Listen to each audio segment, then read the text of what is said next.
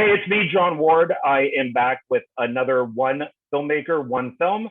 And today my guest is. Will Collazo. What's up, guys? Hey, Will, what's going on? How you doing, John? Good to see you again. Thank you. Good to see you. Thank you for doing the show. I appreciate it. Oh man, it's my pleasure. Anything for you, John. You know, we are Oh, like film brothers now. We'll tell the story. We'll tell the story. We are film brothers. yeah, Zomgoals will be a whole episode by itself once it gets released. We could talk about that all day. Yes, we can. So it was a So fun but interesting, crazy shoot. So, crazy. but let's find out shoot. if It was fun. yeah. Well, let's find out if a Bloody Nun was just as crazy. So what I have here is Bloody Nun was originally meant to be the Occultist 2. Is that correct? Ooh, how do you know that? How do you know that? Is that public information? That is actually 100% true. I hope it is. Well, now it is. If it isn't, I just told everybody. So how did it go from? Well, first of all, it's a David Sterling thing. So I had a how two did you deal. meet David? I had a 2 movie deal. Okay. I shot a film in 2014 called Theater of Horror. And I finally finished it, right? And I cut a trailer and I wanted to get it distributed, right? So I knew David Sterling from Sean T. Phillips videos on YouTube, right? So Wild Eye Entertainment emailed me and they said, we want Theater of Horror. And I said, I don't know what Wild Eye is. And I went with David Sterling. The worst decision of my life. Because I knew David. I didn't know who Wild Eye was, man. You know, I didn't know about indie horror like that to that level. I was all mainstream horror, you know. Yeah, so I met David Sterling. We would talk on the phone. I had a 2 movie deal with him. He took Theater of Horror and he basically buried it because it didn't have boobies in it. So not too many people got to see it. You know, I ended up buying the rights back to him actually. So I might release that at some like a director's cut. So he called me up and he's like, Will, I got the second movie. I want you to direct The Occultist 2. And he sent me the script. John, this script that he sent me wasn't a bad script. It was very well written. The guy could write a script way better than I could write a script, way better than a lot of people. But it was one of the most disturbing scripts. I mean, it was like, how graphic can we get on the show? Whatever. The killer in the script had a thing where he would cut women's nipples off. So I was like, Dave, I can't make this movie. I cannot make this movie. Nobody would touch this movie. It's too deranged, it's too disturbing. So I was like, I'll write my own script. So I was like, how can I do The Occultist, this and that? And the Nun was hot, right? So I had the idea of like a whole possession story. There was like a possession thing, this and that, and a nun appears as a small character. We get to the shoot. I wrote the script. The effects guy canceled. So the movie, so I was like, what the fuck am I going to do? So I sat there. I'm like, what the hell am I going to do? So I sat there and realized, okay, we'll make the movie as the nun. The nun will be the antagonist. So we had to like kind of pull from the script and make up stuff on the spot. So, you know, and guess how much the budget I had for that movie was? Well, I know $600. I was gonna say 500. I was gonna say 500. So you're one up. It was 500, and I put on another 100 in it. So yes, yeah, absolutely. And right. I'm there. Oh, it's actually showing up. There it is. There it is, right there. Bloody Nun. Oh wow, is that the original? Yeah, that's the David Sterling one. Yeah. Let's see if I can get it. Wow, that's a black that messes it up. There it is. Oh, we're almost getting it. There it is. Wow, that was like a limited run that he did. So now what happened is me and David never signed the contract for that movie, right? Oh. So I was in the police academy and he called me and bothered me in the police academy and said, Well, I want you to make Bloody Nun 2 because I guess that sold really good. Meanwhile, I really didn't make a dime. I think he sent me like $125. So, and that movie was selling like crazy because it was freaking pirated everywhere as soon as it came out, right? So Bloody Nun 2, he did the same thing. You know, Will, I'll send you $600. Once the movie starts filming, just pay for it, get it. And you have to have a 4K camera. So I bought $1,000 4K Sony camera that you used on Zomgoals just for Bloody Nun. You remember that camera, the little Sony? Yeah. So I spent $1,000 on that. And I get to the shooting, and David's like, after the movie, he's like, "Well, I don't have that money. I can't give you $600." So I was like, "You know what, David? That's enough." No. So so then he said something like I own the rights to it, and we had a big argument and a big blow up. And that was the end of me and David Sterling. Now we're on good terms though, you know. David is not a bad guy. He just has, I guess been hurt by a lot of people or taken advantage of. So, he just Yeah. has a lot of hurt in him, Yeah, I like David, and it takes a while to kind of get into his camp. You have to kind of start on the freeway, and then you gotta kind of go into the parking lot, then you kind of gotta go onto the grass, you gotta go into the trees, and then soon enough you'll hit into the David Sterling camp. But it takes a good couple of years, I like David. I've been friends with him now for a few years, but it can be difficult. I mean, it's difficult to make that film, any film for $500 or $600. So that's understandable. So, but the thing is about David, we spent hours talking on the phone, and he taught me the business of indie horror, and he schooled me on the business and selling, and I've been successful because of him. He taught me a lot of stuff. And John, everything like led from there. We had the fight, and he said, "You know what, Will? F you, I'm gonna make the bloody clown if you're gonna take Bloody Nun away from me." So I said, "F you, I'm gonna make Camp Murder to take away Camp Blood." So he created Camp Murder, one of my most successful films that's not even out worldwide yet. It comes out in August. So I have to thank him for that too, So David, it's kind of like the Joker and Batman with me and David Sterling, Which one is which? This is how I'm a stand-up guy. I was gonna pay David Sterling $1,000 to be a producer on Scream Bloody Murder, and he turned it down for whatever reason, which doesn't matter. He turned money down. He turned money down. It's a different type of production, so he didn't feel comfortable doing it. But you see, like it goes full circle. You can't, it goes full circle. So that was my way of trying to help him out for helping me out when I was starting out. So it goes full circle. You can't hold grudges. John? Yeah. Sometimes you get. I know about grudges, that's for sure. But so we'll go back a little bit. So why? So I've seen the original Occultist, and Bloody Nun does not resemble the Occultist at all. How did you come up for? I mean, you said the Nun is popular. But how did you come up with the overall story for your Bloody Nun? Well, it was supposed to be like these YouTubers, right? I wanted to do like that, like a vlog style movie, where these all YouTubers went to this house, and there was like a possession type of thing, right? Because I couldn't really.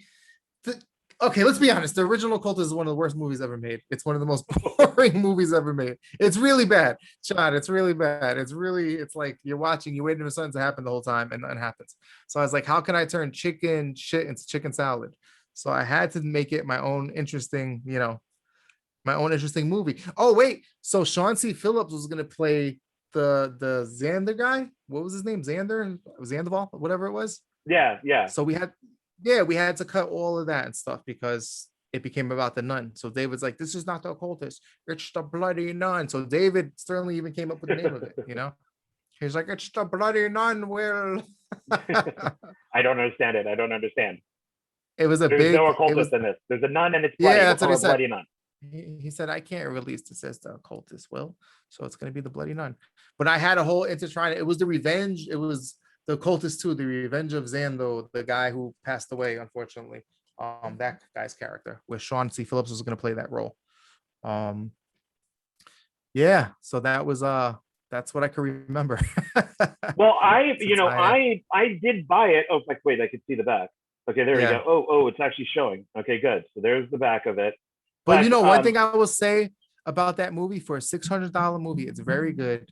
I shot it all by myself. It's shot well. The sound peaks a couple times, but it was very good. I'm very proud of that movie. I think it's entertaining. There's nothing crazy in it, nothing groundbreaking, but I thought it was an entertaining, little film.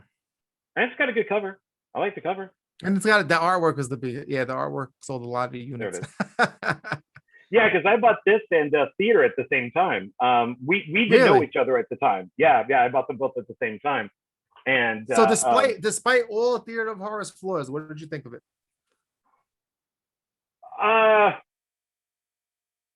It's interesting. I would like to see you almost remake it. Yes, it would have to be remade. With what I know now. With what I know now. Yeah. I like the concept. I like the location. I like that it has some of the people that were from Bloody Nun in it. But it's something where when I got them watching it, I kind of went, I think if he remade this, he could do it better. He could do it a lot better. There was a lot of missed opportunities in it. There was a lot of missed opportunities. Now that's a crazy story because I was out of film school. I tried to do this big documentary that I spent a lot of money on, and it sucked. I thought it was a feature. I only came out with a half an hour. So then I got in a relationship, and she didn't really want me to get into filming or whatever. I broke up with the girl after 5 years. I was like, I had to go back to my passion, filmmaking. I, went to film school and learned directing because I started as an actor, and I didn't do nothing for a couple of years. And then in 2014, after applying for all these film jobs and getting rejected and nothing, and everything was free, like PA work, this and that, I watched Bloodsucking Freaks. And I said, holy shit, I could do this. I know how to shoot. I was trained in every aspect of filmmaking. I was like, I could do this. And that's how I came up with Theater of Horror, So Bloodsucking Freaks got me started, man. So, but yes, I think I should remake that film. Yeah, from what I've seen from you, you kind of have, and this kind of leads me to another question, is one location movies. So like Bloody Nun is in that house, or I'm not sure, I guess it's a house. And then of course, Bloody Nun 2 is on the house that's by the beach. And then you have Zomghouls is at the that laser gun place. And so it's so far everything I've seen from you is kind of one location. Is that by those are budget restraints, like the Bloody Nuns. Okay, so Bloody Nun 1 was 600, Bloody Nun 2 was like 2,000 or 3,000, I can't remember. So we had a little more locations of Bloody Nun 2. But it was still very low budget. That was like my farewell to really crazy, like penis ripping horror films, like the Trauma, that I wanted to try and go all out in that movie, and what else was there? Zomghouls, right? We had that massive location, but we had other locations there. We had a house and stuff. So we're going away, and Scream Bloody Murder. We got a whole bunch of different locations, and Camp Murder. I don't know if you've seen Camp Murder. We had a whole bunch of locations there. Now, Camp Murder was a lot of fun when you were. I have. But we were breaking that one movie. Yeah, that's I have seen it. I enjoyed it. I don't remember who showed it to me though. I got a link for it somewhere, but at the time, I probably sent it to you. Yeah, I think you did actually. Yeah, that's true. So yeah. And so now you'd brought up Sean C. Phillips before, who of course you've worked with a few times now, and so he was supposed to play one character, and then he is at the beginning of Bloody Nun 1 and 2, kind of doing his Sean C. Phillips thing with the camera walking through his house. So how did that stuff come about? I asked Sean to do a cameo in it, and we needed to, finish the film. So I was like, Sean, do like this vlogger thing, because the movie's all about vloggers in the first one. And he was great. It was the first time I ever dealt with him. He did a great job and stuff. So he was the name in the movie. And then for Bloody Nun 2, we did it again. And then, he actually won an award for that, believe it or not, Sean. He did. And I gotta be honest. He won an award. And I'm sorry, Sean, if you're watching this, but you were playing Sean C. Phillips. You weren't playing a character. You're playing Sean C. Phillips. And so I laughed out loud when I saw that he won an award for that. And I got an email. I got an email saying, congratulations. Actor in your film has won an award. I was like, who? Gary, whatever, Garland Green. And it was Sean C. Phillips for the intro where he was being himself. I was like, what the freak? I laughed and was annoyed at the same time, to be honest, because I'm but maybe some people out there don't know that I'm in Bloody Nun 2 at the very beginning.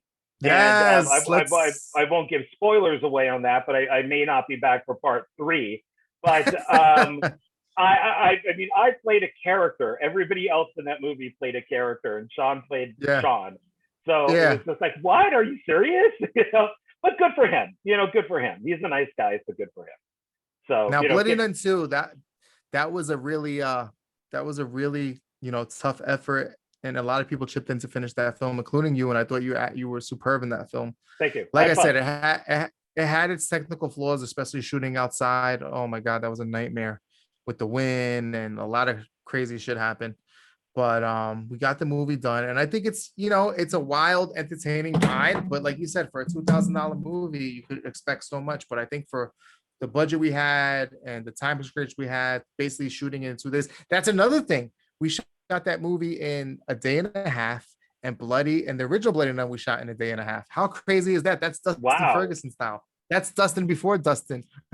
Yeah, because Dustin's 2 to 3 days. You're day and a half. So Dustin's lagging. And I remember it was my birthday. We finished the film on my birthday. And then Angie Hansen, the actress in it, she goes, "Did we just wrap a film in one day?" And I was like, "Yeah." So it's just that crazy New York filmmaking style.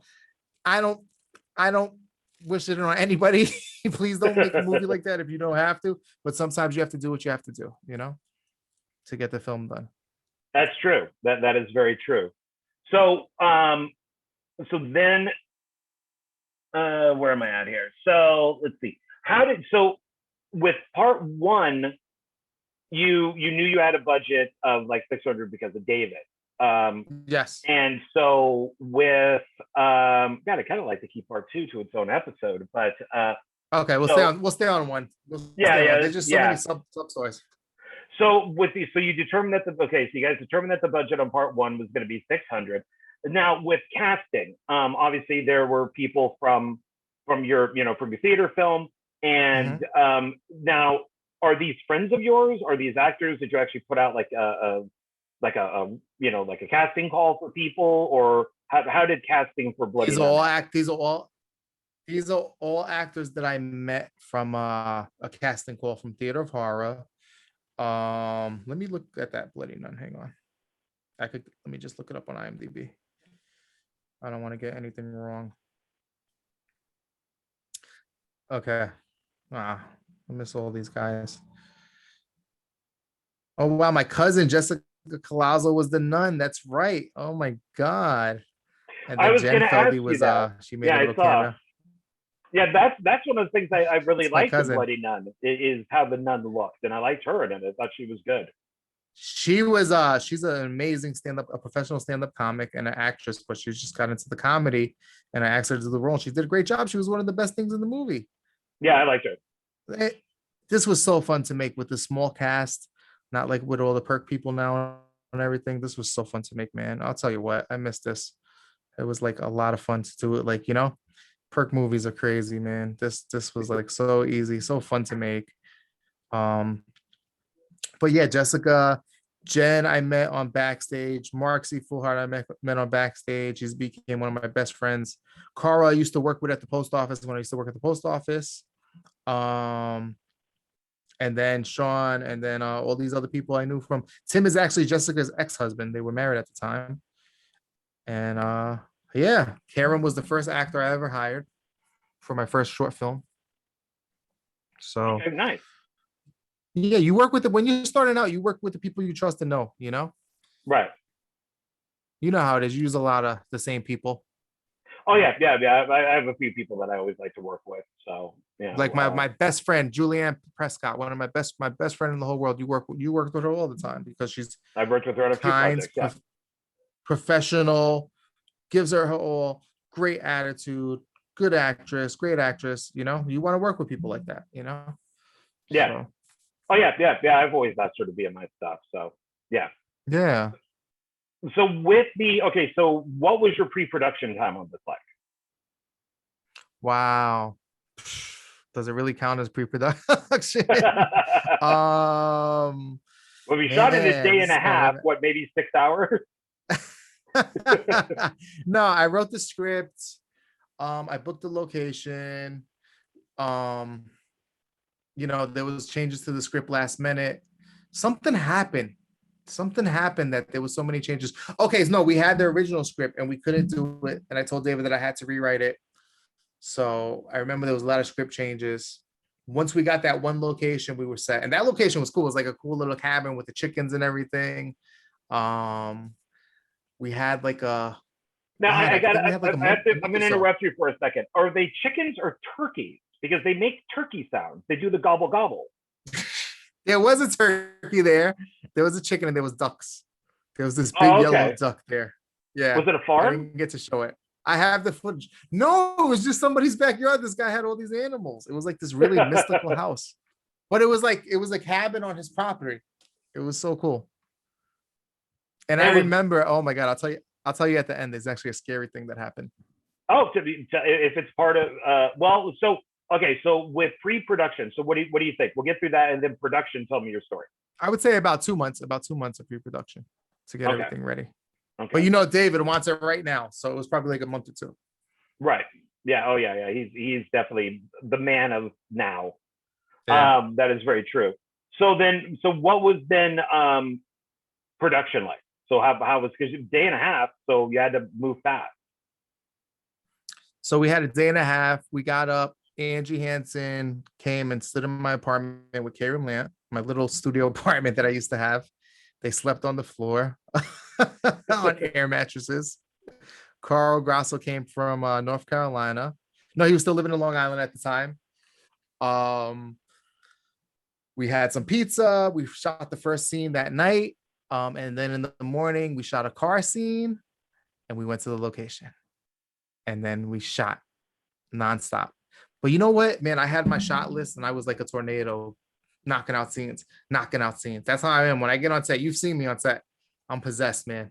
I don't stop. I don't even eat. knocking out scenes. Oh, we're getting it. So we got through it. It was exhausting. The hardest part was the effects guy not showing up. That killed me because we had all these cool effects. The nun had a whip. We had an eye to go on the hand, like the gate, that was going to play a big factor in there. We had all these cool things. We had a whole possession thing, like a full day. You could see a little bit of the possession thing, but there was a whole possession scene. It was really cool. It was a much darker script because he didn't show up. We had to turn it into a dark comedy. So that was big. I wish I could find the original script. It was way darker. Oh man. Did you ever find out why he never showed up? He said that something happened where he mixed his taxi or something like that, or he dropped all his supplies. So it was really tough. So I had to do all the blood effects there, and then the rest we did in CGI. It was brutal. So I sat on the couch and I was like, I have to throw away half the script. How can I make the story work? And I said, we'll make The Nun, because The Nun was big. The Nun movie was just coming out. So that's why this movie exploded and became so popular. This movie must have sold so many units that David Sterling made so much money off of it because overnight, everybody pirated it. Everything, man. Everything. There was articles all about me in the movie and stuff. So, and Bloody Nun 2 was even bigger. Yeah, it is bigger. Yeah, that's true. Man, so that's it. And so what about post-production time on it? How much time did you spend on that? Post-production, I edited it really fast. 3 months, I edited it really fast. It was the fastest thing I ever edited because I wanted to get it done, 3 months. Okay, because I like the because you'd mentioned like VFX for some of the blood. I'm a fan of digital blood. I actually like digital blood. Thank you. I think it looks good in this movie. I think it works really well in this movie. Yeah, it kind of depends on what it is. Like George Romero used it for his last couple zombie films, the ones that were shot up in Canada, and I thought it looked awful. Yeah. It just looked horrible. Because you're not expecting CGI blood. Especially when the zombie's head. Yeah. Especially when the zombie's head falls back and he has his tongue. Remember that zombie and then he bites down? That was like the worst CGI ever. Yeah. As you can see, a lot of people don't know this, but I was hang on. Deleted scene. Where are you? I was in the original Bloody Nun. That's me. I was. Oh yeah. You play. I have it right here. You played Benny. I played Benny. Yeah. The shop owner. The amulet. I had the amulet in it. It was pretty cool. We rented this mall. See, so it was a mall. We had like a little shop, a little mystical shop. So we did have a different location. No, wait. You were saying deleted scene. So this is that was. Oh yes. Scene? Okay. So in this scene, the guy, Mr. Shiva, is the daughter of the girl from the Occultist. Now I remember. Okay, Mr. Shiva's the daughter, because her name was Shiva. So he was the father of her. So I told him, your daughter died in the college with all those kids, and the amulet. So it did tie in. It did tie in. But since we changed it to Bloody Nun, my scene was cut because that whole scene was the tie-in, and I had footage from the original Occultist in there. So it was pretty cool. Okay, because I was wondering, in the credits for Bloody Nun, it showed it lists your name with Benny, and I'm like, who's Benny? Where did Benny come from? Yeah, and that would explain it. That explains it. So that's how we tied it in with that scene, and we had the clips from the original Occultist. That's that. Okay, boom. You just answered. I forgot about all that. So why did you think for the Occultist 2? Why did you think that it was just like too violent or whatever? What kind of turned you off? I mean, you mentioned the nipple cutting, but it was just like nonstop nudity. It was just too much. At that time, I was very iffy on nudity. I'm the type of director, I only use nudity if it's necessary in the scene, in the moment. I don't like to abuse it and exploit it. So like Scream Bloody Murder, we have nudity in there in one part. Can't Murder, we did nudity in there. But there has to be a method to it. Okay. Well, I always believe that. Was there nudity in Bloody Nun? No nudity in it. I remember like bras and stuff. That's Bloody Nun 2. Bloody Nun 2 had it. Oh yeah. Bloody Nun 2 was gonna have nudity because they wanted it, but there was a situation with the actress where she didn't feel comfortable. So was he not happy with Bloody Nun, with there being no nudity in it? Yes. So because there was no nudity and no girls, he wanted me to get Tina Kraus to, like, I don't know, be nude, a nude nun or something in the beginning, and I couldn't contact her because she's here in New York too, or wherever she is, New Jersey. So I couldn't contact her. He's like, well, you got to get a hot girl. I'm not releasing it. So then I found Jen Feldy on Backstage, and we added an extra scene with her where she was this kind of vlogger. So that explains how she got there. Dave wanted an attractive woman. So we found Jen, and that's how we got Jen. But no nudity from her. So, because Dave likes the lady. Well, and it's interesting that you mentioned... She was just starting out. Well, it's interesting that you mentioned Tina Kraus being a nude nun, because I wrote 2 Amityville scripts for him, and the main bad person in it is a naked nun who was supposed to be played by Tina Kraus. That's awesome. And why is he not making these movies when Amityville is like the hottest thing right now? Why is he not making that? Like, I don't know. They're both. Why is he not giving you money to make that? I wanted to make an Amityville movie in the summer, and the producer pulled out, so we're not able to make it. But we had Amityville Conjuring we were going to do, and the producer pulled out last minute, so we'll have to put that on the back burner. Yeah, I got 2 good scripts, and he was going to talk to her. It was just supposed to be her in the habit, and then she was naked throughout the whole film, kind of floating around and doing stuff. And like I said, there's 2 scripts, so part 1 and part 2, and I've been trying now for, I don't know, now a couple years to get him to do these, and I don't know why he won't.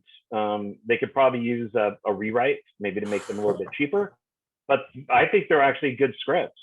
So I don't know what the problem is, but but oh well, what are you gonna do? Yeah, that's crazy. What are you gonna do? He's crazy. He's not doing much anymore. He kind of stopped, with COVID. I know with COVID he didn't feel comfortable being on sets. That's another thing too. Oh yeah, he was doing good. He gave it the old try a couple of years ago. He did the Occultist 2, he did Axe Grinder 2, he did Camp Blood 8, which was probably the best one, and then he did Children of Camp Blood. So he was trying, and now he's well, he's got the box set with all the money he made from Bloody Nun. Well, he does the box set. He's got the box set. The box sets look nice. Yeah, so that's they do look nice. Well, one scene that I wanted to talk to you about was the Ouija board in like the kitchen scene. Oh, that was crazy, John. That was crazy. Nobody wanted to. If you look in the thing, nobody touches the Ouija board. They were all terrified of it. Every actor was terrified of the Ouija board. Never understood that. It's a toy made for children that you can buy at Toys R Us. I've never understood nobody. that. I asked them all. They all said they would not touch it. They will not go near it. We refused to. Every actor refused to touch it. It's a made-up toy. A guy made it up. I think it was something like the 30s. He wanted an adult game because all the games, I guess, at the time were made for kids. And he made up this Ouija board that you could sell at toy stores. So you can buy it at Toys R Us. Yeah, it has nothing to do with like. Well, that's why I bought it. I bought it in Toys R Us. Yeah. So the thing is, so they had me all freaked out and shit. Oh my God. Hang on. I got a message. Sorry, John. Okay. I apologize. Production stuff. Screen Bloody Murder. So the Ouija board scared the living crap out of me. And that night, it was foggy like Silent Hill outside. Like Silent Hill. I had to drop people off. I was like, what the fuck is going on? So everybody's leaving. I'm like, you guys don't want to stay. It's an Airbnb. You guys can stay the night. You're going to leave me alone. So I had to sleep alone in that freaky ass place with the Ouija board there. So I was terrified. It was the worst sleep ever. And I kept picturing the nun when I would turn around. I was so freaked out, man. So freaked out. But they would not touch it. Everybody was horrified. So then how did that all work out? Because that's like a major scene in the film, and you got like everybody is in that one scene. Yeah, they just hovered over it. They wouldn't touch it, if I remember correctly. They said every actor refused to touch it. I was like, are you kidding me? But that was a fun scene. It was hard to shoot though. It was hard to shoot. You know, with one camera like that. I wish I had a second camera, a B camera where I could get better angles, you know. But I was running out of time too, so I had to shoot it quick. You know, I had like a master shot, and then I was just, you know, I was getting close-ups in there. But, you know, I did have a lot of close-ups in there, right? I'm trying to remember. I had the master shot, and I was cutting back and forth. So yeah, I did get my close-ups, and now I remember. Okay. It starts more with kind of a master shot that stays on them for a little bit, and then it goes into different shots, like close-ups and two shots and stuff like that. So. Okay, thank God. Yeah. Okay. Okay, so I remember to get on my shot because I didn't remember. I thought it was just one static master shot. So, all right, cool. I did the right thing. Well, because then it goes to, well, so if people are freaked out about touching the board, what about doing the whole seance thing then? They were okay with that. It was just the board that had everybody horrified. I'm not even kidding you, I'm not even kidding you. Nobody would touch the board, John. Nobody. I found that so weird. It was the most unbelievable thing. They were horrified. They thought it was like bad juju. I don't get it. I just don't understand. Yeah. And then I got freaked out. I was like, I got to stay in the apartment with this fucking Ouija board because I'd never been around a Ouija board before, you know. So I would have slept with the board in my bed just to prove that nothing would happen. I'm one of these guys who would sleep in the most haunted house out there just to prove people that they're wrong. Yeah. No, come on, man. Yeah, absolutely. Come wrong. On. In the dark. Yeah. In the dark. In the dark. That's horrifying. Well, you know, as long as I had electricity and stuff, so you know, if I had to go to the bathroom, I could get up and go to the bathroom. But you know, but yeah. So you would do a challenge if they gave you $1 million and they said, John, you got to spend the night in the most haunted place in America in the dark, and you have to sleep in the middle of the most haunted room where all the fucking serial killers are. Would you do it? Yes. Wow. You're brave. It's all psychological, man. It's all what's in your head, you know? Yeah.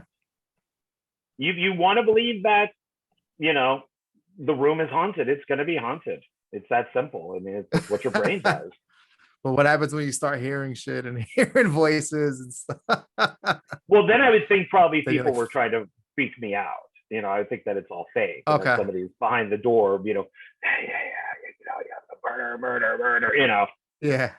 I think, okay, all right, it's like a PA or something like that, but you know, doing something. So, and it's yeah. Well, and then the Bloody Nun even pops up in that scene. So the one guy, the tall guy. Cool. That was cool. Like Tim. Yeah. That's one of my favorite scenes in the movie where she appears and everybody screams and then she disappears and stuff. And everybody's like, what the, it reminded me of something. I was trying to go for like Return of the Living Dead. I don't know what I was doing. I was trying to go for something like that. We have an ensemble cast having to react to this demonic entity. So that's what I was like kind of going for. But I like that scene. And then when he opens the door, she appears again and gets him in the nuts with the hook. Yeah. The meat hook. You know? So that was really cool. Yeah, I like that scene. And so now what? So with post production, now you said it took you like you said, like 3 weeks to edit, and then the film's done, it's finished, and so then David does distribution on it. Did anything else happen to the film, or did it just go straight to David? It went straight to David. I gave him all the deliverables, everything he needed to release it, and he put it out, and it got pirated right away, all over the place, different countries, different languages. I was like, what the hell's going on? Crazy. So, he made all the money, and then he sent me $125 for the movie. So at least he paid me something. So what did you do when you found out that really it was fast? Well, what happened when you found out it was pirated? Did you go on? I was so happy. It was the best. It was the best feeling in the world. I was so happy, man. I was so grateful to see all these articles, to see all these sites talking about me and stuff. It made me feel like somebody. It was like it was my first taste of success, man. It put me on the map. It gave me my career.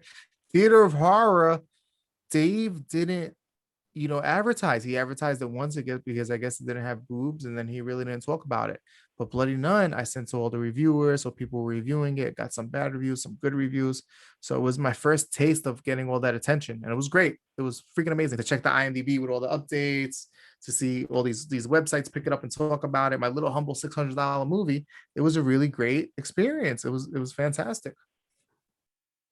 So you got then, so David distributed the film, including theater, your first one, and then Theater of Horror, and then you guys got a little into it. You made up. You bought the rights back. So what's happening now with Bloody Nun? Like where can you Bloody get Nun? You could get it. A site called Retrosploitation picked it up. Now they're distributing it, like a official deal. So they sell the DVD on their site with some new artwork, and then I believe he put it on Vimeo. Okay. Actually, it is on there. Yeah, that I did check. Yeah, let me check. Yeah, it's on there. It is on Vimeo? Okay, so he has it on Vimeo. So you get a physical copy from Retrosploitation. Retrosploitation, you get a physical copy, and then I think he just opened up his VOD store on Vimeo. So he has it on Vimeo on there, which is cool. So now with the film, oh wait, you never told me your story. What was your story? That was the chicken with the Ouija board. That was the story. I believe so. Or was there another one that I missed? Oh no. We talked about it. You were going to tell it to me during the production part that you had a story to tell me. What was the story? Oh no, yeah, that I had to. I forgot. I can't remember. There's too many. I'm trying to think. I lost my train of thought with that one. Well, I thought it was the Ouija board story. Well, it might have been then. Might have been. So with the film being pirated and everything, and David, selling all these copies and stuff, what happened to your career after that? So after that, I got the opportunity. I took a test, and I got the opportunity to become a police officer. So I had to go focus on that. And then Bloody Nun 2 happened. Dave offered me when I was in the police academy. I was like, all right, I'll do it when I come out. I made that. It took a long time, like a year and a half to finish, because there was problems with the effects, this and that. All these opportunities came up before that film was even released. So then that came out, and Camp Murder started making, and then things started to kind of take off of me. Very strange the way things happen, John. Well, that's because good. I felt like I wasn't even like putting in max effort like I could have. And I worked with Polonium on Camp Murder, and then Bloody Nun 2 came out, the first horror movie on January 1st of 2021. It exploded everywhere. Everybody thought it was The Nun, so everybody bought it, pirated. It was everywhere. You knew about it. You were involved in the whole experience too. So it was everywhere, and a lot of bad reviews. All the reviews are bad from the pirated people because they thought it was The Nun. So but the people who actually bought it to realize that it was a $2,000 horror film, they liked it, So, but I had to get a lot of bad reviews on that, Well, I remember you telling, you sent me the link, and the whole film was in, this is part 2, was in Russian. Yeah, that was crazy. but it was fun. I try to get like a Bordello of Blood, Demonite things going with it. And then we had the Super Nun, you know, Uber Nun, like, Uber Jason, so I thought it was a fun movie. It was deranged, but it was fun. Yeah. And is there going to be part 3? Because the nun that's in the first film is a different nun than the nun that's in part 2. Yes.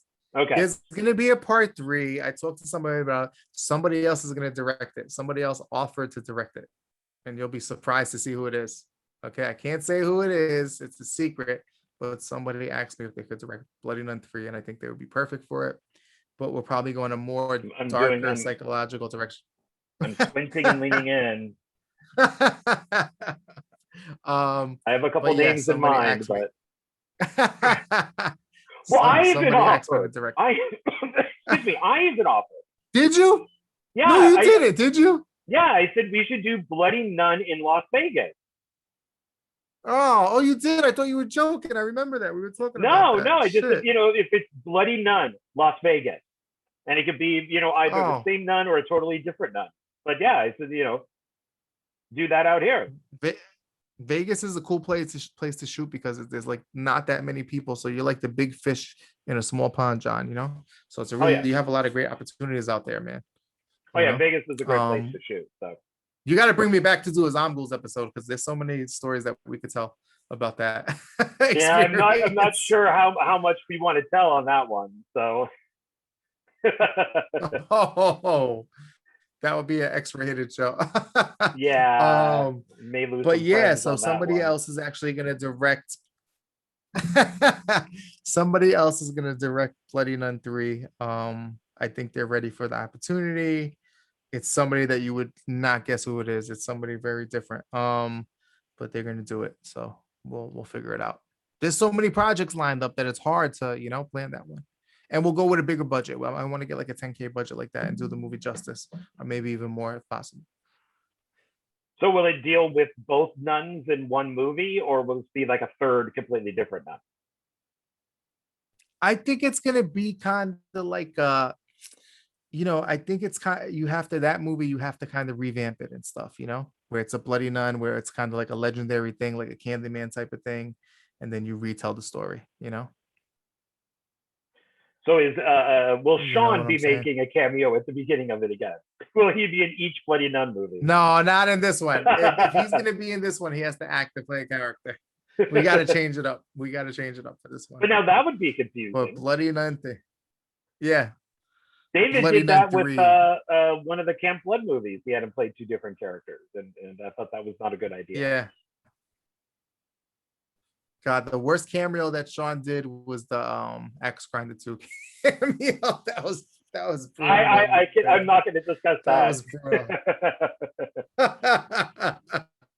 yeah, I love Sean. He's my brother, and he's rocking it out there in California. But that was like weird. They just like put him in a room and stuff. And it's like that movie was such a mess, man. It really was such a mess. I hate to say that. I'm sorry, Dustin. Well, remember, I wrote the thing and was an associate producer on it and did a whole bunch of stuff. So. And the costume was badass. The costume was badass. The costume was fucking amazing. Yeah, that was my design. Yeah. So it was thing, like, you know why it was, why I took it so personal? Because I was really looking forward to that movie, and I really wanted to, because the first one wasn't that great, but this one I thought they were gonna make it better, and it was just like, I don't know. I was really looking forward to that movie. I don't want to knock anybody. I know how hard it is to make a movie for freaking $300, but it was just, that was a big letdown for me, because I bought it. I was really excited about it. I was just really let down with that because it was so hyped up. It had a lot of hype. You were part of it. Yeah. Well, it's something that probably my biggest complaint in it is Sean's scene. Is the 6-minute, DVD dojo scene, which did not make sense to me at all. And I get him, and he's out there with Ken May, and they both get killed. Okay, Sean's in, one of the Meat Hook films, and he gets killed in that. He's trying to find like his little dog, and no, he's fine. This is what but this is what I don't get. I'm sorry to interrupt. So you have Sean, who's a name actor, who is a good actor. He's a good actor now. Why not use Sean in a bigger role in the movie instead of that just throwaway scene in DVD dojo and then with random with Ken there. Why not use him as like a main character? That's what I didn't get. They use these like people who, you know, these other actors, no disrespect to them, but it's like, why not use Sean in an expanded role? I never understood that for that movie. That's what killed it for that movie though. Maybe because he's quirky, you know, and I'm not saying that in a bad way, but it's I mean, I could see that I liked him in Hack. I thought he was good in, and I thought he was good in Zomgoals. And I don't mind him in, you know, like the Bloody Nun stuff, because it kind of matches the movie. You know, he's going around his house trying to find that. Trying to find that Bloody Nun, you know. But with Axe Grinder 2, it was padding. It was just padding. That's all it was. And I don't think that the film is horrible. And, you know, contrary to what people, a person will say, I thought that I did work hard on that film. And and so I have a feeling that I wasn't supposed to watch it until it came out, because I would have a problem with that 6-minute scene, because it served no purpose in the movie. There is going to be a part 3. Joe Sherlock is going to be making it. I'm not sure when. But Joe Sherlock is a very good filmmaker, and as I'm sure he'll do a good job with it. So, it's just like that movie. It was a lot of hype about it, and there was just a lot of weird stuff that happened in it. And like you said, we know how hard it is, but you have a cool character. Then you have Julianne Prescott in there, who's amazing, and she's like was like confused walking in the woods. They didn't give her anything to do. Like, and then you had this other girl in there who I don't even know, but it's like you have Julianne and you have Sean. Use them. So they're very talented. Use them to the max of their ability, you know. And I'm not saying that because my personal relationship with them. That's before I even knew them. I didn't even know who Julianne was at that point, you know. But it's like, use those people, you know. You could have redid the whole movie, you know, right? And, like, made a really cool story. Yeah, that's my frustration with the film, John. It's understandable, and I'm not. What I'm about to say is not meant as a criticism, but you have to look at who makes the film. So if when you look at who made the first one, you know, and then it was David Palomari, and then you look at the second one, and that's Dustin Ferguson. You have to know going into it that it's going to be a Dustin Ferguson film. Just like, you know, when I saw the first film, I knew a couple of movies that David Palomari had made, and so I knew kind of what to expect. So if I'm watching one of your movies, I would have to like your other films to know what I'm getting into. So it's like, if you don't like Dustin's films, then you probably won't like Axe Grinder 2. If you like his films, then you'll probably like it. So, and I get what you're saying. I understand that. So it's, and we'll just see how part 3 goes. So, you know, it's all a learning experience overall. So. What have I seen? I saw Julianne sent me a movie from Dustin where it was the last roommate or something like that. It was pretty good. It wasn't bad. He did a good job with that one, where she was like obsessed with this girl. Yeah, that's it was good. It was on YouTube. It was good. He did a really good job with that. He told the story. That, you know, it wasn't that bad. It was pretty good. So he has the tools to do it and stuff. You know, it was just that movie was just very disappointing because David hyped it. It was one of his most promoted movies, and they had Sean and Julianne. Like, you know, John, it's just like it frustrates you, you know, because that was a missed opportunity, you know. But you worked your ass off on that movie. So well, and I feel I feel the same. I mean, you had mentioned, you know, Camp Blood 8. I thought Camp Blood 8 was one of the worst ones. So really, wow, I thought it was horrible. Yeah, I thought it was really bad. Wow. I liked Children of Camp Blood. Children of Camp Blood, I gotta finish. Yeah. Mark Polonia, I think it started with Camp Murder, has hit a fucking groove. He is on fire right now with his movies and his filmmaking. We did it together, but even after that, Children of Camp Blood was a big step up. You know, he did a lot. I was very impressed with it so far. It was interesting. It was a good story. It was like Friday the 13th, you know? It had some tributes to it. Well, and I would like to have him on the show at some point. And you have to. He's one of the best people, man. We had so much fun to do. Go ahead, John. Sorry. I mean, I would like to talk to him, you know, about that film, but I would also like to talk to him about Bride of the Werewolf. Okay. Is the one that is so this, which is nice because this is one filmmaker, one film. I can always invite people back to talk about other movies, and so it's that's the good thing about that. So it's always multiple films. So, but he's on fire right now. He had Can't Murder, Return to Splatter Farm, which were two similar films but different, but they were both really good Mark Polonia films. And then he has this other one, the shark movies coming out. So he has a lot of, and he was a pleasure to work with. I know we're talking about Bloody Nun, but he was a total pleasure. We teamed up and I took my sick mind with his sick mind, and it was beautiful. From the sick mind of. Exactamundo. But then what else were you saying? So then Bloody Nun question then. So have you thought of doing a crossover with something else with Bloody Nun, having just a Bloody Nun in a different film, Ooh, yeah, that's a good idea. That's a good idea. See, the Nun thing is so popular and hot, which we were going to do the Nun's Conjuring. We were going to do that, right? We were going to tie in Amityville Conjuring and the Nun's Conjuring and stuff, because the Nun thing is crazy. You release a Nun movie, people are going to want to see it. So we were going to stay on that. But like I said, Amityville Conjuring got canceled, unfortunately. So, but it could happen. The cult cinema universe, it's expanding rapidly, crazy right now, and getting so much bigger. So it's like, it's hard, when you're doing bigger stuff, it's hard to go, back down to low budget stuff. But that stuff is so fun to do, John. It's so fun to do.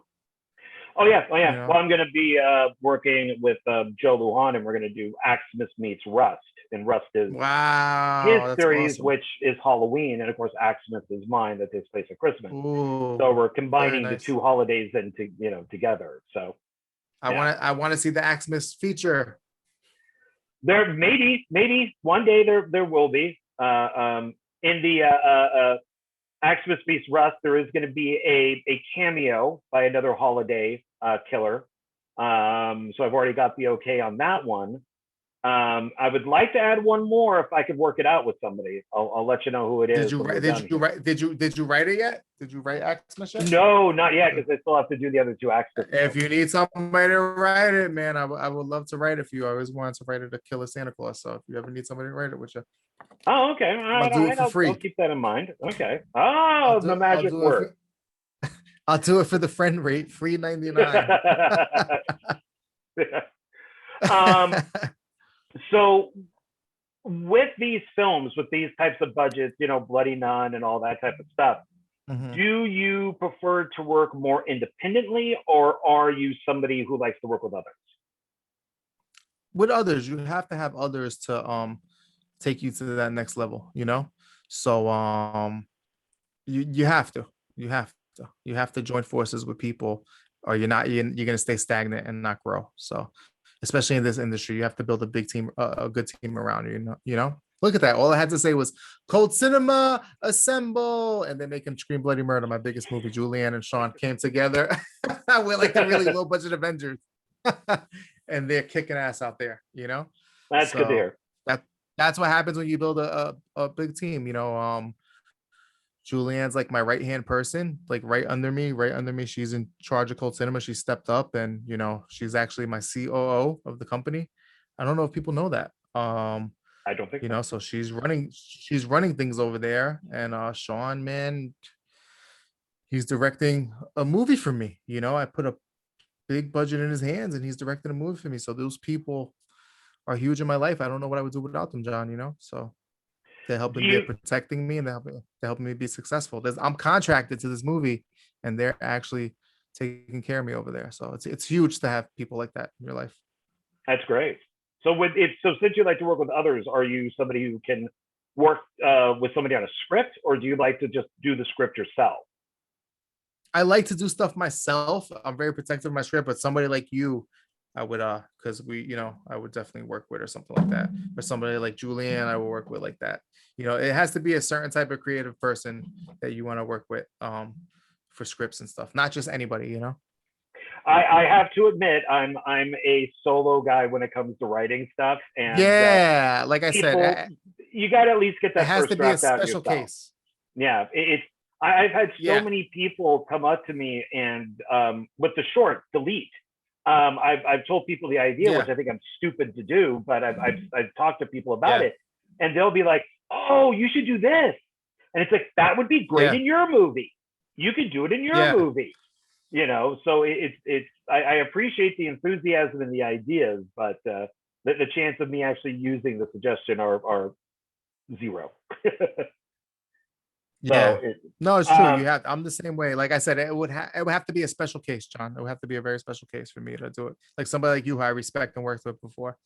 That would interest me, you know? But you also have to know that they can write. You know, if they've written their own scripts or scripts for other people, then that's a huge difference. Yeah. You know, because I've some of the scripts that I've read from people I can't believe. It's like, do I need to buy you a screenwriting book? I mean, it's you can get them off Amazon for pretty cheap. You know, some of them I've even just written page 1 rewrite, you know, and just sent it back. It's like, no, page 1 rewrite, start from scratch, throw it away, get rid of it. So it sounds mean, but that's sometimes what it takes. So no, it's true. It's a hard process. Like me, I'm a good writer and a good storyteller, but you know, my formatting, you know, is something I had to work on. Like Zomghouls, I basically was in such a rush. I just copied the treatment and put all the dialogue. I didn't even have time, and then I had to redo it because I just wanted to get a script out and stuff. So that you have to take time. Was confusing. I know because I didn't format it right. I just put it out. I wanted to get it out. So what I had is I had a treatment and I just pasted it and then the dialogue, pasted in the dialogue. So it was a mess, but then we fixed it and stuff. So, you know, it's just about, you know, it's a process and learning, I think, screenwriting, and always do rewrites, man. That's what my writing teacher told me. Always do rewrites, you know, don't stay stuck on one thing. But now I take my time and I format it correctly and I put all the little things in there. And, you know, I'm not the most technical, you know, putting all the shots in there. I just like to get the story in there. You know, some directors like to put all the shots, this and that in there, you know. It depends I don't got time the for that. So yeah. I mean, if it's an absolutely necessary thing to put the shot in it, you know, that's exactly how I do it. But if you're giving it to just, you know, if you're giving it to to Julie or Mike Ferguson, you don't need the shots in there. They just need the script. They don't need, like, you know, a shot. They don't need like a director's script. They don't need that. That's, you know. And speaking of scripts, like, this is a really good point too. Like, what I'm trying to do, I notice when I write scripts, horror, I mix a lot of comedy in there because, you know, I'm a student of like Kevin Smith and that witty, funny dialogue, you know. So I'm trying to go away from that and go to a different stage of my career, getting more serious and darker. Like, I think Scream Bloody Murder is the best script I've ever written. I wrote that script in 24 hours, by the way. Crazy. Like, I wrote the treatment and I was going through some personal stuff, but I actually typed up the script to deliver it in 24 hours, which was insane. It's the hardest thing I've ever done in my life. I was exhausting. One of the hardest things in my life because I had a time constraint. It was exhausting, John, but I got it done. But I think it's one of the funniest scripts ever. I think it's one of the best scripts ever that I've done. So it's a process growing as a writer, but as in my future, I want to go, you know, a little darker with my films and take out the comedy, you know? Right. So then, okay, so that's a good segue. So in with Bloody Nun, can you name something bad that happened and then name something good that happened? So like, and it could be a combination. Bad that happened. Okay. It was a great shoot, no problems. The effects guy not showing up, and a Dalmatian. There was a Dalmatian, like a stray Dalmatian, and it was attacking the actors. Okay. I walk outside and I see one of the actors wrestling with this gigantic Dalmatian. I was like, "Oh, that's cute. He's playing with a dog." No, he was really being attacked by a fucking Dalmatian. He gets to set and a Dalmatian jumps on him and attacks him. Whose Dalmatian was Holy shit! The owner of the main house. And then the cottage that we were filming in, at the cabin, whatever you want to call it, the Dalmatian got loose. And I see him wrestling with this giant Dalmatian. I was like, oh, he's a dog lover. Meanwhile, he was fighting for his life. So those were the bad things that happened in that shit. And the Ouija board, and me being scared shitless to sleep in the haunted cabin with the Ouija board. So strange. And you said something good that happened? Yeah, what was something good that really happened on there? Just the whole shoot was a great time. We all had a blast. And then at midnight, became my birthday, so they brought me a donut from the Dunkin' Donuts that I brought with a candle, and they all sang happy birthday to me. That was surreal. And that we shot a film in 24 hours. Yeah, You know, that's pretty amazing. So, and it it's was amazing. one of my one of my notes here is that I like the look of the film. So it was Yeah. shot well. It looks good. Thank you. Thank you. I shot it all by myself. I was the DP. Um, you know, I keep it basic when I do it. I don't get too crazy and stuff. I used to do a lot of handhelds. Um, you know, that's how I was trained handheld style, but then I didn't like how it was like so shaky. So I started using the tripod a lot. So that film I used the tripod way more for the first time instead of doing all handheld. So it looked different. But I had all my shots set up. I have a certain formula how I like to shoot. But when you get bigger budgets, you can get more creative and stuff, you know. But I appreciate that. Oh yeah, sure. You're welcome.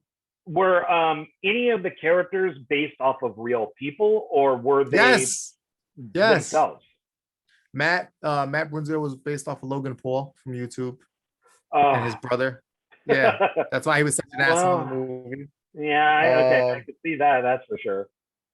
And that's the only one that I could think of. Oh, Paranormal Tim was like a ghost hunter type of guy, you know? Yeah. Okay. Because he was supposed to be like the big guy there. He was like the well known one. Yeah, he was supposed to be like the famous YouTuber. Yeah. Sean was obviously himself. Sean was obviously himself in the movie, you know? Trying to get this email. Sorry.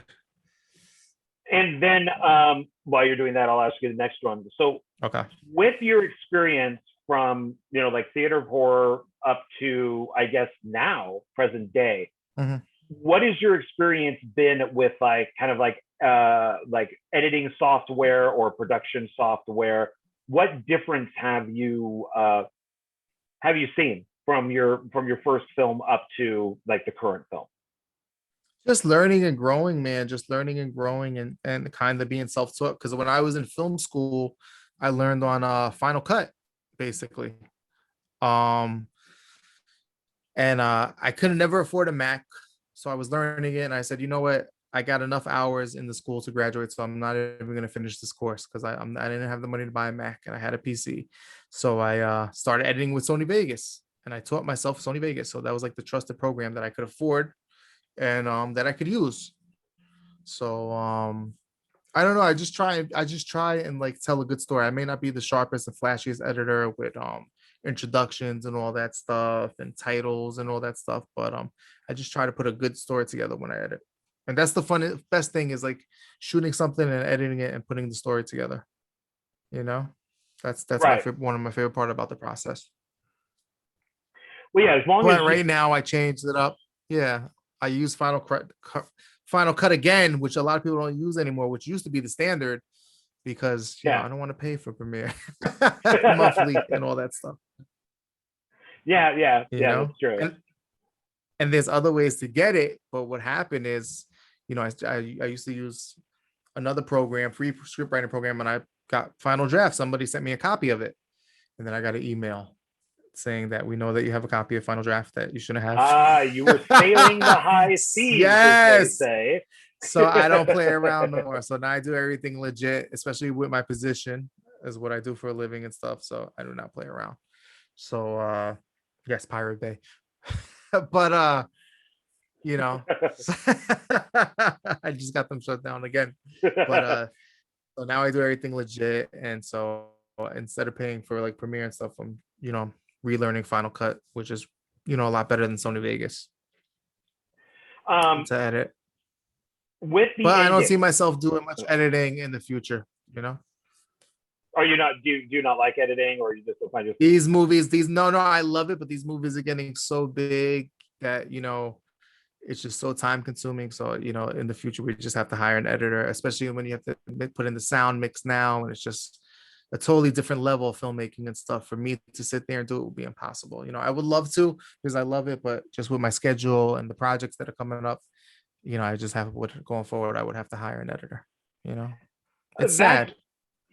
That's something for me that I've always kind of gone back and forth on. I am a control freak, and I Aximus 1 and 2 were edited here in Vegas, so I could go over to the editor's house. And but Meat Hook 4 wasn't. And that had two different people on it, and I could not see the edits that they were doing. And I found that very frustrating that I could not be there to watch it, because it's, you know, you're watching the current cut and you're going, well, I would have used take 2 instead of take 3, or I would have used, you know, that type of thing. Yeah. So because it's not your vision. Yeah. It's not your vision. So I've had that happen. Like one of my shorts, Dead Yard, somebody else edited it because it was the first H thing I ever shot, and my computer couldn't handle the HD footage. Hang on, I'm not being disrespectful. I just have to pay a girl. She just did a topless scene for us in LA, so I have to pay her right now. Yeah, well, I'll continue talking until you're done. Yes, Julianne's yelling at me. Pay her. Okay. Yeah, it's something that, because I edited like my short film Skull Evil, and then I edited together the 2 found footage films, and so and of course I edit the one Filmmaker. So it's difficult for me to kind of let up on the reins, and yeah, I don't know. I prefer to do it myself, but hopefully down the road, once money is involved, then somebody else can be brought on board. It's too much. It's too much, John. And you could sit there as a director and look at the monitor and help them out through it, but it's too much as you get bigger and the projects come in. It's just too time consuming to do. You only could do so much, you know. But some directors still do it. Kevin Smith does it. A lot of people do it still, you know. So it's just very that's true. But for like a very low budget project, I'll edit it, you know. Yeah. I think something like Delete, because it's a short. It will be 12 minutes. I'll do that myself. That looks cool. I like that movie that you were just talking about, though. I know we got to stay on topic, but that movie where people will turn in skeletons that you showed me. Oh, Skull Evil. Yeah, that was a good concept, man. You got to go back to that because that was a really good original idea. You wrote that, or somebody else wrote it? No, that's all me. Yeah. Yeah, that was really good. You should go back to that because it was kind of like the I was gonna say The Mist, not The Mist, but what's the other movie with the plants? M. Night Shyamalan. It was similar to that, where this like this thing happened, you know? The Happening. The Happening. Yes, it was like It was like I know. I'm a weirdo. I kind of like that movie, but it was kind of like The Happening, just this happening. So you could really play in on that. That was a really cool. Like The Happening. Oh yeah, right there. It's one of your favorites. It's one of your favorites. It's one of my favorite bad movies. Yeah. Yes. So it's he's so good. Is he really bad? He's so good that is it? He's 50-50. He's 50-50. So yeah. I mean, Delete's going to be kind of a quasi. It's not a sequel, but it's a alternate universe of Skull Evil. So I want to get a lot of the same actors will be in it, the same locations will be in it. You know, Julie's going to be in it. Her son will be in it. So a lot of the same characters will be in it. And he's going to have flashes, like weird flashes, where he sees images from Skull Evil. So it's going to be kind of like a little trippy movie. So yeah, she mentioned that to me. She mentions that to me numerous times. They're really excited about that her son's going to be in it. They're really thankful for that opportunity. So. Oh yeah. I like it a lot of times. It's cool. So sequel with Bloody Nun. Did you now it obviously has a sequel ending. The squeakquel. Were you always planning on a squeakquel for the first film? Of course, you had to do it. As soon as it was over, everybody was asking me, when are we doing Bloody Nun 2? And I was like, I'm gonna take a break for a year. And then David called me. Well, we need a Bloody Nun 2. I'll give you $500. Check, we'll make Bloody Nun 2, and it has to be in 4K. I was like, David, I don't have a 4K camera. You have to buy one. So I went out and bought it. And we shot it. You bought $1,000 camera to make a $600 movie. Yes. What was I thinking? I don't know. I have no idea. No, that camera came in handy because we used it for Zombie. So that's what you have to do. Yeah, you have to basically get your money back from it, you know. And the one person that we haven't mentioned is Dave. And I think Dave Rodriguez is one that should be mentioned in this. So he was the effects guy that didn't show up. Oh no, really? Yeah. He had some kind of accident on the way, so something happened like that. Oh no. Yeah. But he's listed in the credits. Because he did the CGI and stuff, and he did the for the CGI. Oh, okay, so, okay. Well, that's good. I mean, you guys stayed friends, and yeah, we had a power meeting, and and he's like, we'll just do CGI. He's like, make up the kills and we'll do CGI. So that's how I did it. Okay. I had this cool prop hammer. So I made that like one of the main weapons. Which movie. I now have. I now have that prop. Yes, you have the original hammer. Yeah, Bloody Nun. I got Holy it. shit. Yeah, it will be used in one of the Occultist films, as I'm sure. It's such a great prop. It looks so realistic, and you can whack somebody as hard as you can with it, and they won't even feel it. Yeah, he hit me in the head with it, and it didn't hurt at all. I remember when I pranked you and I put that brain on your shoulder. That was funny. That was Zomgoals, everybody. Zomgoals. He put a brain on my shoulder. Yes. I thought my ear was bleeding. He didn't realize it until it was too late.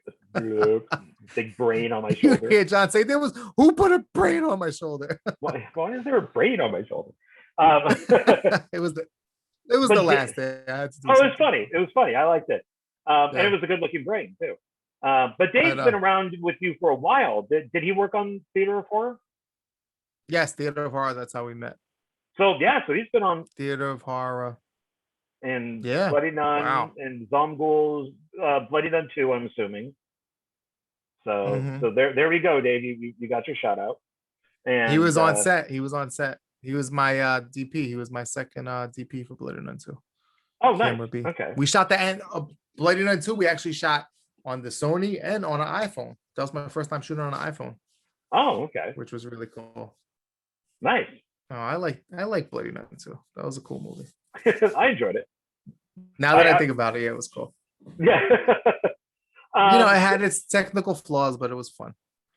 Well, don't they all? I mean, everything. They do. Yeah, at that level. Yeah, at that level. It's, even the big level, there's plenty of shit. That's true.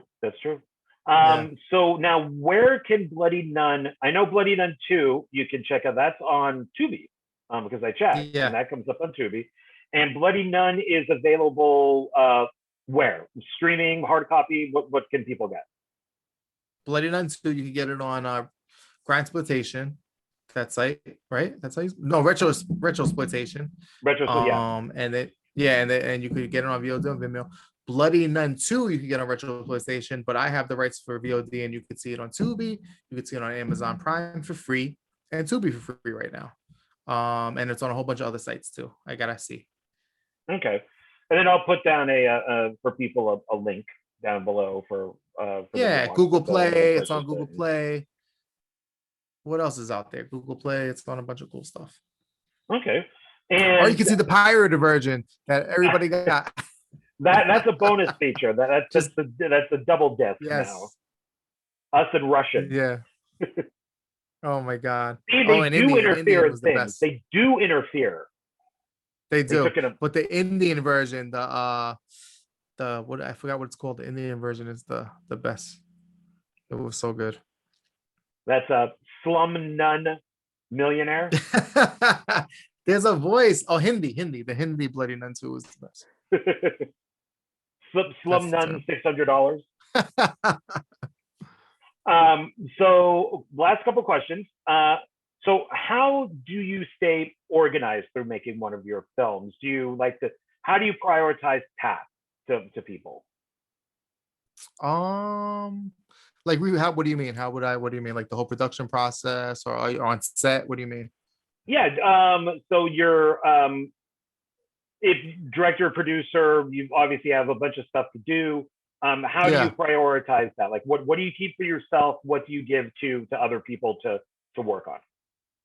Oh, I see what you're saying. Okay, so in the smaller films, I'm a one-man show. Like everything got bigger, right? So Bloody Nun and Theater of Horror was me, one-man show running everything. Bloody Nun 2, I had a producer helping me, so it was different.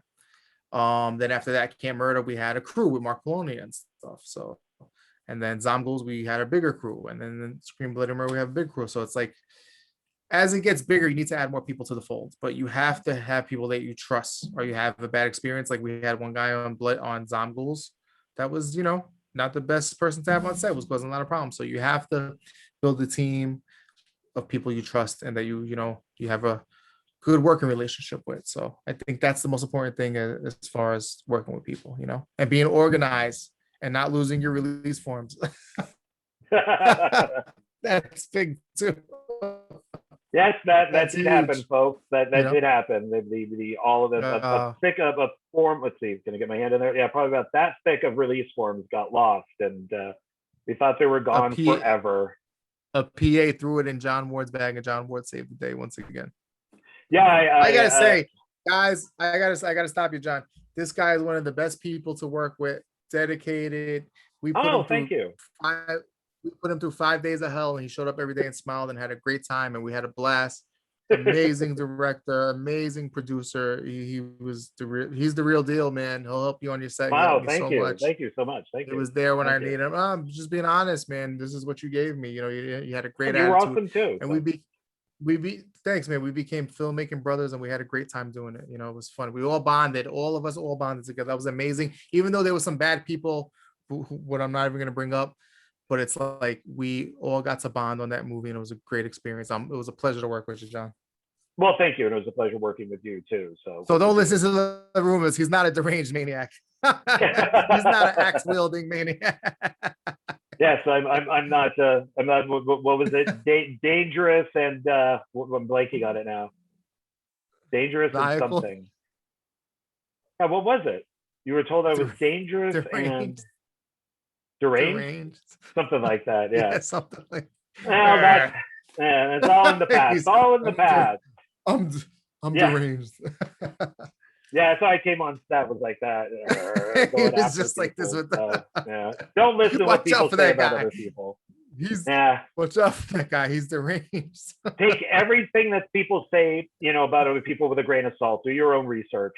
So don't listen to people. Yeah. So, like people, there's a rumor that I'm an asshole. You worked with me, John. I'm one of the nicest guys around. So it's like it's weird. People just say stuff. I have heard stuff about filmmakers I've worked with many times. Just the way it is.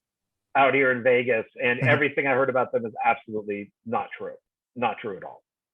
So that's see, maybe one person had a bad experience, and for whatever reason, but I cannot say one bad thing about anybody out here in Vegas. So that's or really a lot of the times any other place. There's just been a few, but whatever.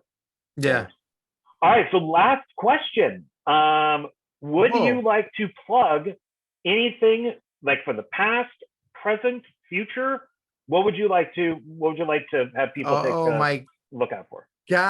Oh my God, there's so many great things going on. Camp Murder's coming out in August. I think it might be coming to Walmart. I don't know. We'll see what happens. Let's hope so.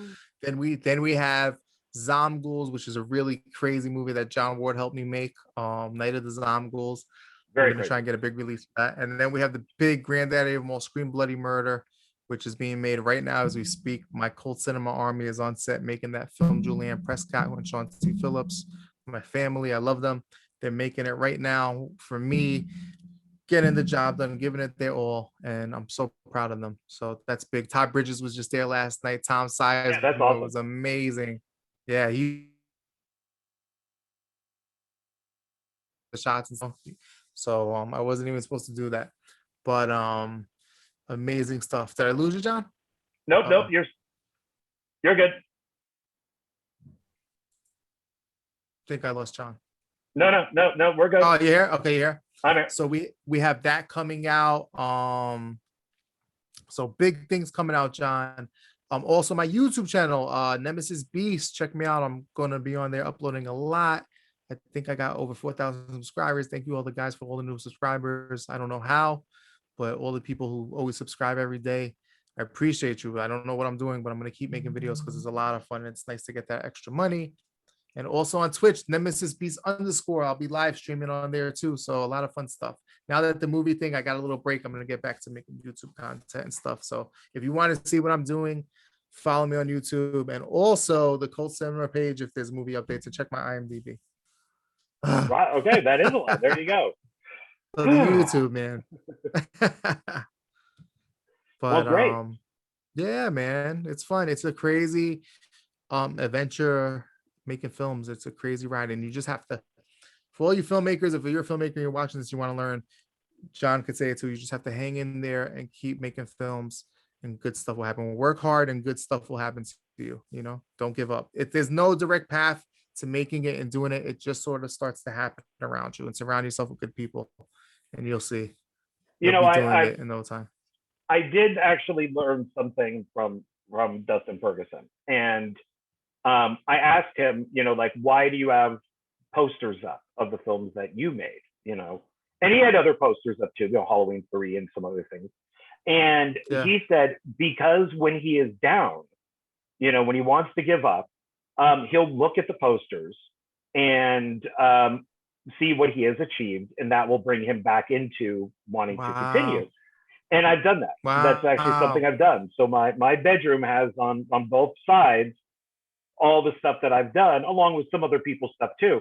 But it's primarily mine. So if I get really bummed out and go, God, I don't want to do this anymore, I can just look to either side and it'd be like, well, there's Aximus and there's Skull Evil and there's Meat Hook. And so, you know, for people out there, if you get bummed, it's not egotistical or anything. Just look at your posters, look at what you've done. And I'm gonna do that. I'm gonna do that. I think it's a good thing. I don't have it. I got posters. I got the Camp Murder poster over there. I got awards that I could put up. I'm gonna do that just to look and remind myself. That's a really good idea. I think it is. I think it was a good piece. Because I don't have any of that. I don't have any of that. So I'm gonna try that. Decorations and stuff. I think it's definitely worth it. Yeah. So. But some people look at that as, you know, they've come into my apartment and they'll go into my room because that's where the bathroom is.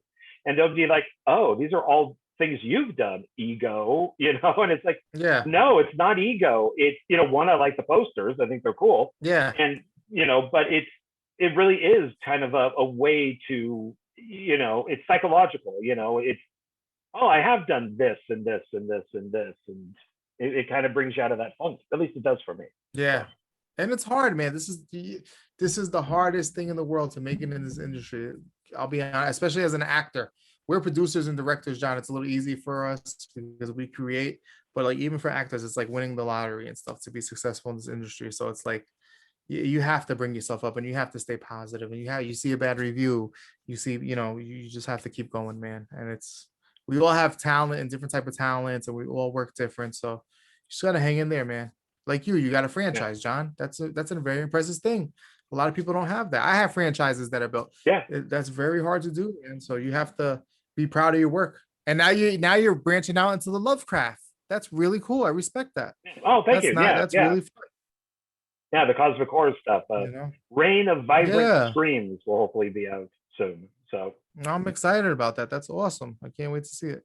Yeah, the films that are in there are really good. I'm very happy. I have enough films to make parts 1 and 2. Wow. So what do you got next going on, John, before we get out of here? Well, Delete. I'll be working on that. Once Delete is finished, I'll be going into Aximus 3 and 4. And then once that is done, I'm gonna have to see what happens with Ghoul. Unfortunately, I lost my actress. That sounds really cool. Yeah, it's I think it's a pretty cool film, but I lost my actress, and the location is the actress's house. So I kind of have to figure out something new to do. But a while back, I did put up So you just need one location, one house? Yeah, but it's got to have like an attic location? In it. It has to be like a 2-story house with an attic in it. So Airbnb it, man. Airbnb it.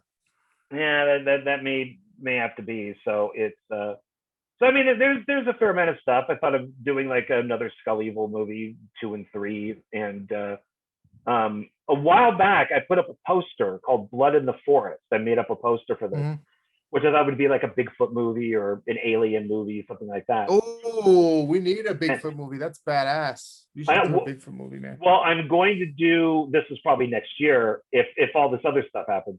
And I'm going to call it the Blood Trilogy. So it's going to be Blood in the Desert, Blood in the Forest, Blood in the Water, and each one will have a different. They'll still be together. Like there'll be like one actor playing one reoccurring role in all 3, something like that. But they'll all be connected in some way. But like Blood in the Desert will deal with maybe like an alien, while Blood in the Forest is Bigfoot, and then Blood in the Water would be like a sea monster. So it'll just be called the Blood Trilogy. So Oh, I a like lot the of water ideas. one. Yeah. So that should Like Creep Show. Remember Creep Show? It was Creep Show with that blob, that black blob in the water. That thing scared the shit Creep out Show of me too. when I was a little kid. Yeah. Oh man, that black thing where it killed all those kids. That was one of the most horrifying things I've ever seen. Yeah, the raft. So that's how did they do that? Jesus Christ. That thing like jumped down people. Remember? That was some amazing effects back then. I think way better than what we have today. Was green screen. I think some of that was. Really? When they pulled the kid, remember they pulled the kid in the deck and his leg like, oh, yeah, that was sick, man. But my ultimate goal and my bucket list movie is I want to work with Nicolas Cage. He lives out here in Vegas, and I have a zombie script, and or I'm writing a zombie script, but I'm not going to say any more about it because it's a particular zombie script, and I've done research. This has never been done before, and that's what you have to do with zombies. Yeah. So, that's what you have to do with zombies. That's my favorite genre of film, zombies, like of horror. I love it, but it's like I'm so burnt out from it, from like The Walking Dead and all that stuff. So you have to do something fresh and different, you know. I have one in mind, but that's gonna be like millions and millions of dollars. So that's gonna come when I'm an old man. I'll worry about doing that, you know. Yeah. So I have it sounds like both of us have a bunch of stuff on our plate. Yeah, Zombies was supposed to be like that. It was supposed to be like this Resident Evil type thing, but with the COVID, I freaked out. I couldn't risk having those people on set, you know. And it ended up being everybody was on set anyway. Yeah, you know. that is true. Set. Well, we were wearing a mask, you know, most of the time. We were. I was the whole time. Yeah. Yeah, I was off and on, but I'm fully vaccinated now, so I'm good. Me too. So. Me too. Thank God. Yeah. Well, all right, man. I'm gonna wrap this up. And all right, it was fun. It was a lot of fun, guys. Yeah, thank you very much for being on here. So, and this will be out next Wednesday. And all right, I'll definitely check it out. Yeah, I'll share it everywhere. I can't wait. You're episode 10. So you got the what an honor. Yeah, episode 10. So all right, well then I'm going to say goodbye. And John, unless there's anything else you'd like to say, Will. Thank you for having me. No, yeah, sure. That Zomgo's money that's left in the reserve, so I'll send you some money. I'll send you some money that I owe you. Well, thank you. I could always use it, so I'll put it towards the lead. So, but all right, everybody. I will talk to you and see you on the next one.